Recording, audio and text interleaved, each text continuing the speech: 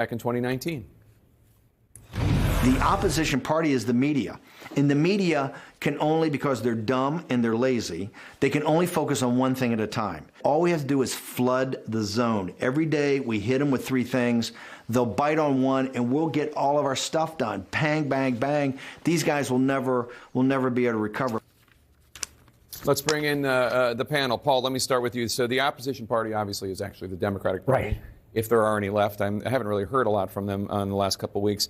How should your party, the Democratic Party, respond to what's going on right now?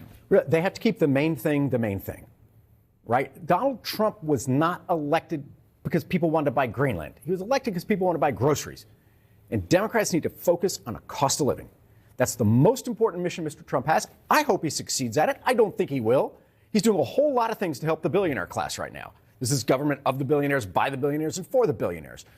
So you notice, I don't think he's cutting. I haven't seen any reporting that he's cutting any of the many contracts that go to companies run by Elon Musk in that billionaire boys club that apparently is running our country. So President Musk can do, Trump can do, what it's going to help billionaires. Democrats have to get back to their roots. They lost this election because they lost voters who make less than $50,000 a year. Okay, that's a heartbreak for me. It's an enormous accomplishment for Mr. Trump.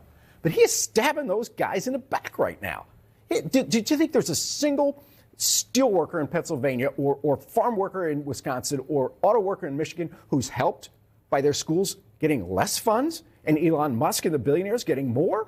So that's where Democrats need to go. They can't answer everything. They can't respond to this flooding the zone. They got to keep the main thing, and it's the middle class, stupid. I want to ask you a quick deviation.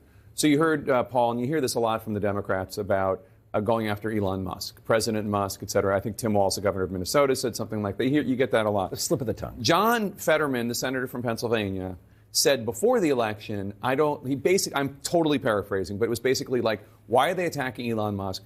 The public loves Elon Musk. They think he's like Tony Stark. They think, that's for people who are not comic book nerds, that's Iron Man, a billionaire inventor guy. And that was his basic point. And what do you think? I think that's right. People see Elon Musk as a disruptor, and really that's what they elected Donald Trump to do, which was to come in and upend the government.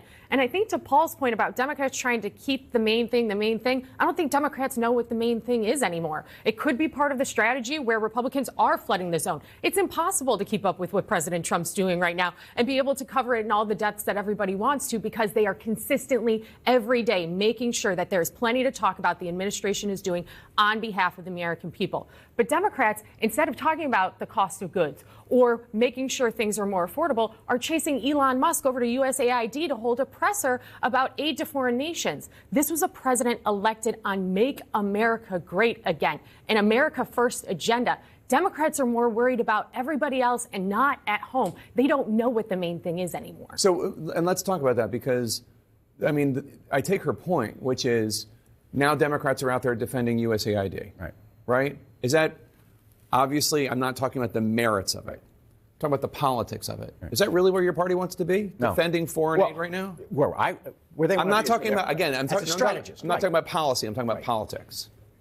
No, because I'm all for it. Okay, there's 816,000 people in Khartoum, Sudan, who are going hungry today because we shut down AID. Most voters don't care. I'm sorry, they just don't. In Kansas, they don't care about Khartoum. There's only one piece of this. In New York City and California, they don't care about it either. Right. It's not just Kansas. No, I picked it for alliterative purposes. Okay. Excuse me, you're a writer, you know. I understand. So there is one piece of it I would talk about with the Democrats. There's a camp in Syria that holds ISIS fighters. The guards for that camp are paid by USAID. But they're exempt. Did they exempt that? They're exempt from that. We don't know. They shut it down. How are we supposed to know? But mostly, Aaron's right. Mostly right, fundamentally. Democrats have to stay on the middle class. The fact that Mr. Trump has turned the keys of the kingdom over to a bunch of booger-eating billionaires in the middle of the night, taking over our Treasury Department, that's our money, not Mr. Trump. Mr. Trump's, or certainly not President Musk's. Yeah. That's what Democrats are going to bring it back to, is the billionaire boys club. I don't know what the booger-eating part of that, but let me bring in Ellie Honig, again with the alliteration. Your alliteration is going to get you in trouble, sir. Ellie, FBI agents are suing the DOJ right now to